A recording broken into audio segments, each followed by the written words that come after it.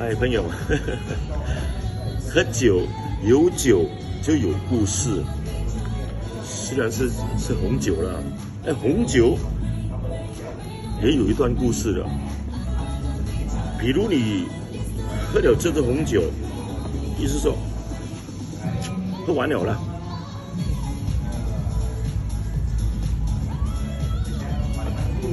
你这支是150块的。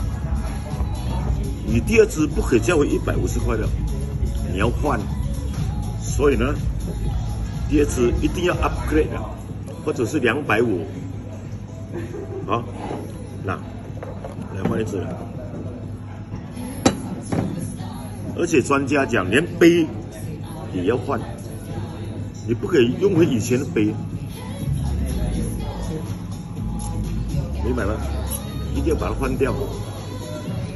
这个杯不可以再重新，因为它的味道不同了，你会扰乱它的味道，所以我们换一个杯来。啊，这是人家教我的，好，所以刚才是150块，现在这个是250块，所以你倒红酒又不可以倒太满，就这样好了。